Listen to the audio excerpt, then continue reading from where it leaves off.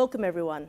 Tonight, we're brought together by myself, Annie, with the industry, and Darren from the Department of Education to hear a pitch from the Engineering Z team. Technologies are transforming our lives and our world, impacting every type of infrastructure you can imagine. Developments in genetics, artificial intelligence, and robotics, just to name a few, are all amplifying and building on one another. In addition to this, we are faced with the challenges of an aging population and a fast-growing economy. The change is happening, and it's happening faster than anything we've ever seen before. As industry, we know we have a clear problem. It's estimated that we'll have a shortage of 26,000 engineers in the coming years, which is projected to cost the Australian economy $11 billion loss to productivity. Australia's demand for engineers far exceeds its supply of graduates. Our country annually requires more than double the number of engineers that graduate from universities, and this proportion of graduates is expected to decrease in the next 15 years. At a time when engineers are required more than ever before, retention between young men and women in STEM subjects is dropping year on year. If we don't act right now, Australia will suffer. You are our last resort, Tony. We need your help and your team's help to pitch a solution to build a pipeline for future engineers. Annie, Darren, thank you for having us here today. We are really excited to pitch our solution to you. So, whilst researching your problem, we have found there are some great programs out there teaching STEM to students of all ages. However, you have a leaky pipeline. Regardless of how well these programs are taught, whilst they are taught individually, you will continue to lose students throughout the length of the pipeline. So, we have a solution. We are going to build you a new pipeline, one that will both attract and retain students throughout its entire length. There will be no more leaks. So we're going to do this through our brand, Engineering Z. A single, powerful, passionate voice for the engineering industry. One that all ages will recognise, whether you're in early childhood playing with Lego blocks, or you're in university and you're designing life-saving medical devices. You are going to know our brand, Engineering Z, and you're going to want to be a part of it. So we will build Engineering Z through 3 stages, and my team will discuss these shortly in detail. In summary, we have Stage 1, early childhood, hands-on learning. Stage 2, teenagers, social media. Stage 3, university, working hand in hand with the industry. So who are Generation Z? Well, they are current day 8 to 23-year-olds, and they have grown up with a world of technology. So this influences the way we connect with them. 8 seconds, that is how long we have to get their attention. 5 screens, that is the amount of media content they can take in at once. 85%, that is the amount of them that learn about new product through social media. Social influencers, that is the marketing tool. And making a difference in the world. That is their top reason for career choice. So let's have Mark discuss Stage 1 in more detail. Thank you, Tony. In Stage 1, 8 to 12-year-olds, they'll get their first experience with Engineering Z. We want them to have fun and develop problem-solving skills that will build their foundation to becoming future engineers. We have 2 deliverables. The first is through hands-on activities, and the second is through digital applications.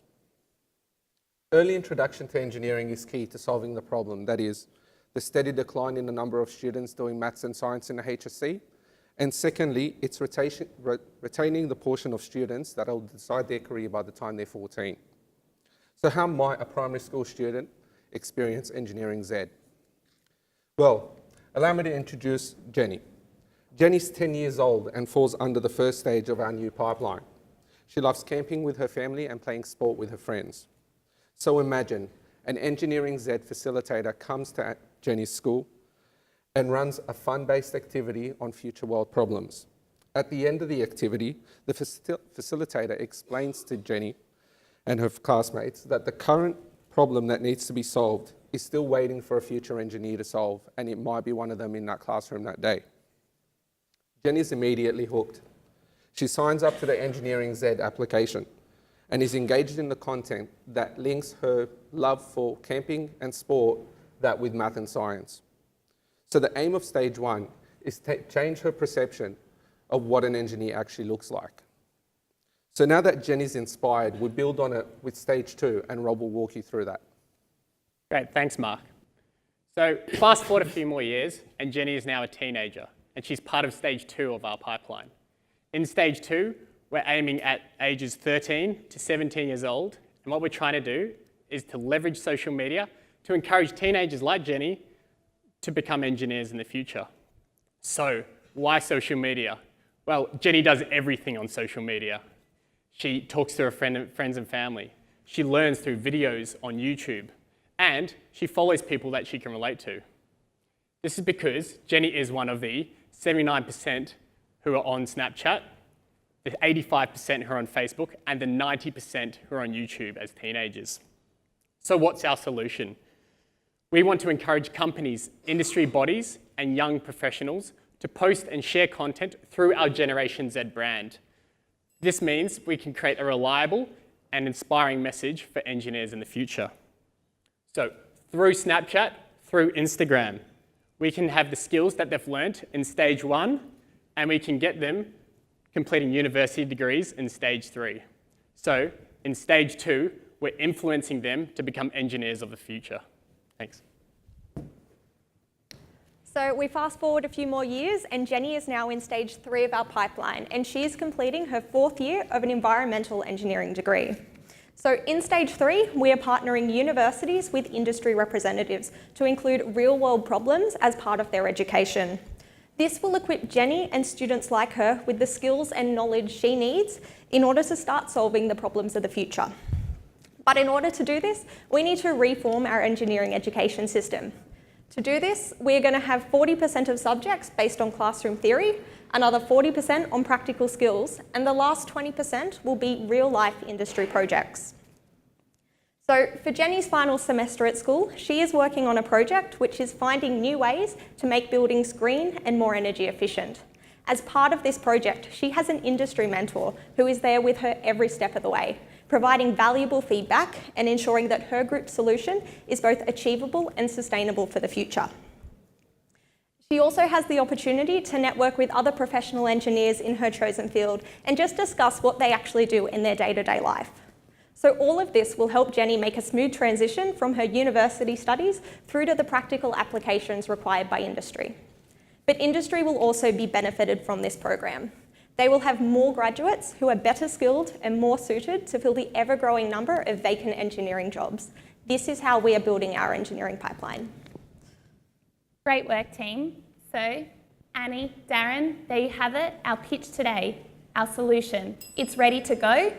We at Engineering Z are a single, powerful, passionate voice for the engineering industry and for engineers of the future. The thing I want to put to you guys is to not base the solution just around current solutions, but what's the future solution. So I think you touched on that in the 17-year-old sort of bracket, but probably could be developed a little bit more because we don't know what the careers are going to be for these individuals in 5 years' time, let alone in 10 years' time. So it's almost opening up the disruption discussion about what that is. And I think your website could do things like that, and I think there's great opportunity there. And certainly about promoting the projects and the products that engineers can do. It's a fantastic opportunity, so good idea. Thank you. I think you touched on an issue that is really underpinning the problems that we have in many other areas. So I think this is why this is so important, because lack of engineers is underpinning a lot of other problems. So it's a fundamental issue. So well done from that perspective.